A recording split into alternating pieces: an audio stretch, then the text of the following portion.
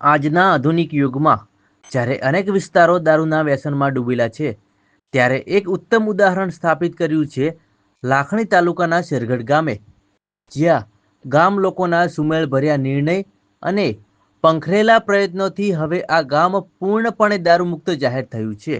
ત્યારે આજ રોજ શેરગઢ ગામના સરપંચ, યુવાનો અને વૃદ્ધો સૌએ મીટિંગ કરીને એક મતથી નિર્ણય લીધો કે હવે ગામમાં ન તો દારૂ પીવાશે, ન વેચાશે અને જો કોઈ છુપાઈને લાવવાનો પ્રયત્ન કરશે તો તેની સામે કડક કાર્યવાહી કરાશે. દારૂથી શું નુકસાન થાય છે? પરિવાર તૂટી જાય છે, રોજગાર બગડે છે અને સમાજની શાંતિ છીનવાઈ જાય છે. આ નિર્ણય માત્ર કાયદો નહીં, આપણો સંકલ્પ છે. હવે આપણા બાળકો એક સુરક્ષિત, વ્યસનમુક્ત વાતાવરણમાં ઉછરશે. શેરગઢ ગામે સંકલ્પ અને સહયોગ દ્વારા એક મજબૂત સંદેશ પૂરો પાડ્યો છે. જ્યાં દારૂ નહીં, ત્યાં શાંતિ છે, વિકાસ છે અને ખુશહાલી છે.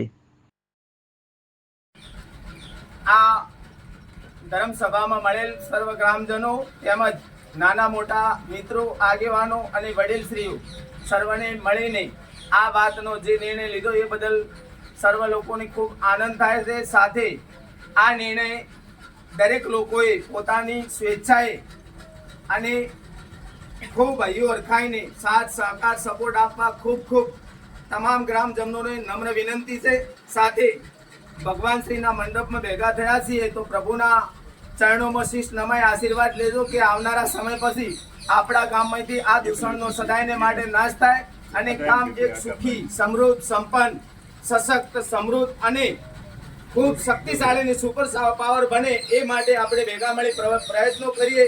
છેલ્લે મારી એક વાત બીજી પણ કરવા જઈ રહ્યો છું કે આપણા ની અંદર મુખ્ય અભાવ એક વસ્તુનો છે જે શિક્ષણની પાછળ ઘણા બધા આપણે પાછળ છીએ, તો શિક્ષણની પાછળ થોડું યોગદાન આપવા પણ દરેકને વિનંતી કરું છું.